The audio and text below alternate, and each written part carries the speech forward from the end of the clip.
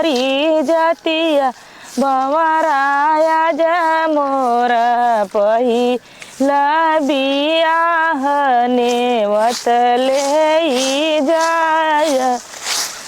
इनके जब बियाह पड़ल बिटिया के लेकिन जाब न ए बहनी का तोहरे ओरी तो आए है के था बदे हमारे ओरी अइलू बहनी।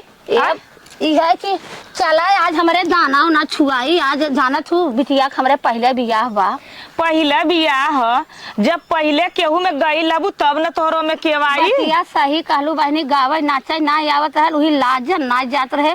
अब देखी देखा अब हमारा थोड़ा टी टा करे आ गए। बहनी मत गौले न चले हो तू जाके वैसा बैठल हो तू तो तोहरे दुअरवा सब जात जब तू केहू में न चले ना हो तो तोहरे में के नाची केहू में गौले तो तोहरे में के गाई। हमहू अपने बिटियावा का बियाह फल रहली जेठनिया के लड़किया का वहू के मतारी नारन काहे न तू आके गा नाच देलू। अच्छा काहे न तू कबो झांक आइलू। गलती हो गई बहनी तो एकदम माफ कर दे। नहीं हम न जब हमार बूढ़ा कहले हैं कहलीन कि सगतो चल जाए लेकिन गीतवा के दरवाजे मत जाए। हमारे तू बारात आया लहल हम जगैली बोलाओ बदे कि चला हो कन्यादान का समय होता चला तो का करूँ हमके केहू का कन्यादान का ना जरूरी है। अरे तू गाँव पड़ोस करालू कम से कम मड़वा में तो बैठ गए हो तू बूढ़ पुरानिया रहलू ना। बहनी हो एक दिन का बात बा यहाँ धूमधाम कह के चला जाइए। अब सुपारस काहे ले लो भाई गलती इंसान से होला यही देशवा में सब रही।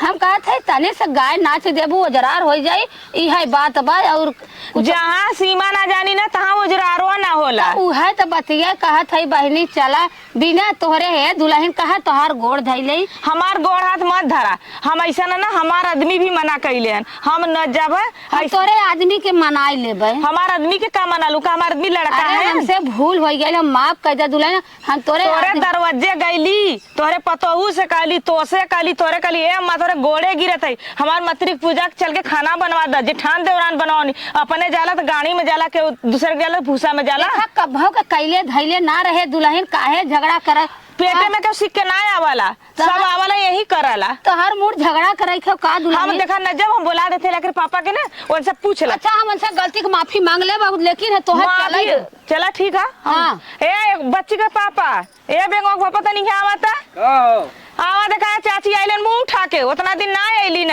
अब इनके जरूरत पड़ गया हमार। अरे बाप रे बाप। अच्छा बहनी गलती हो गई हम कहा चाची का बात ए भैया हमसे भूल चूल भइल हम माफ कर दे बेटवा लोगन। अरे केथा का भूल चूक भइल का बतिया हो हमारे बिटिया का दाना छुआई इनके कहा था। अच्छा उर्दी तोरे लड़किया हाँ बिना इनके ना छुआई बेटवा। हम अपने ना जेठैया के लड़किया के जब बियाह फले रही तेन आई लेनी या अपने पतों के हरक देनी जौने दिन हमारे घर उर्दी छुआत ले नैहरे चल गई नी बियाह वाले दिन आईली दुल्हन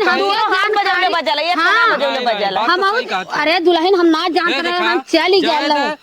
जब तू गलती करबू ओनहु करिए तो तोहरे उनके में का रह जाई ए भैया फर्क न रह जाई। लेकिन जब एन बड़ होके एन गलती करत हईन और हम छोट होके गलती करते तो बुरा हो गई नी। पहले एन सोचली न हमरे माई के तबीयत खराब रहल बेटवा हम कान पकड़ा था झूठ ना बोलत हई एन सोचली न हां कि देखी हम एकरे में न जाब एकर कैसे बीता। हमार तो ऐसा धूमधाम से हो गल ना भैया बहनी सब लोग आके छाप ले तोहार ऐसा चाल के तोरे दुआरे एक कौवा चिरई ना जात हुआ केहू में ना के आई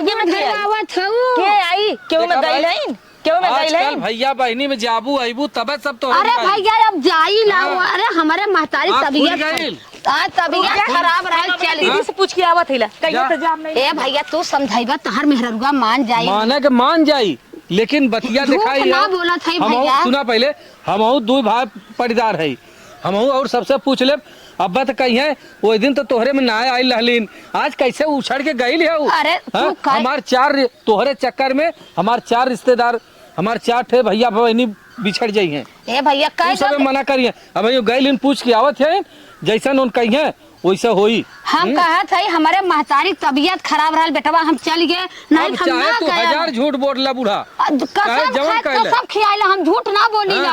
आवत है ना पूछ के बतावल ठीक देखा सब तैयार होई सबके काबू नहीं यार। हाँ भैया हम सबके जाय के कहब तो ठीक है सबके कहा हम सबकर गोड़ धरब सब आई सुना सब आई ना। हाँ हम आई चला ठीक है बेटवा, हम मनाए ले सबके रुका, सबके आ जाए जाए दे, आ सबके जाए दे। गोड़े कपार पटकम, सबके गोड़े पर भैया जे हमसे छोट है उहू कपारे पे हम गोड़ पटकम, देखा हाथ ए पटकम चाची भैया। बुरा मत माने। नाही बेटवा जर से न मोर। एक चीज बता दे, बतावा बेटवा। देखा बियाह गवन दोंग बेटवा बिटिया पैदा भइले पर मालूम हो का कही ना दीदी, का कहलिन है? कही ना कि ये बता खाली तोहरे लग गया आइल है, हमने के लगवा काहे ना आइलिन है। तो जात जात कहीं। है ना पहले देखा जात त है तू गावा नाचम रिकार्ड रहू ये हमारी पहले हम खाली गावन नाचे बदेन बोलाव आइलिन है। नाही दुल्हे देखा शुरू फायदे में से पैदा अंत जिन तक बिगाड़ा। रहू। ई सुन ले, अगर हम तोहरे दरवाजे आवत हिला शुरू से अंत तक रहू। आन तक जो रही या मत रही, लेकिन तो हूँ तोरे नाचे आवा या मत आवा, गावे आवा मत आवा, आके तो हम बैठल दुआरे रहे। बैठे। हम ठीक एक हो? दिन पहले आई के खेल लड़की की गए। नेवती तोरे घरे में आवत, तोहरे नेवती ना होती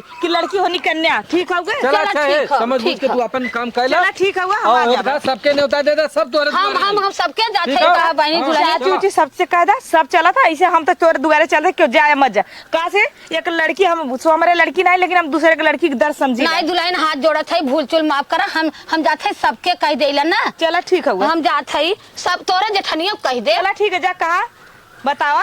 आज इनके अटकल है तैनी ने गोड़ हाथ जोड़ा, हम गोड़ हाथ जोड़े रहे, कहा न खाम न खियाई न के में गाय भी न नचवाई।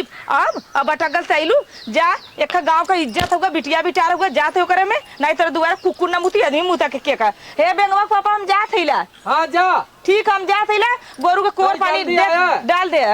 जल्दी आया। ठीक है, दीदी से कह दे। हाँ ठीक है, जा।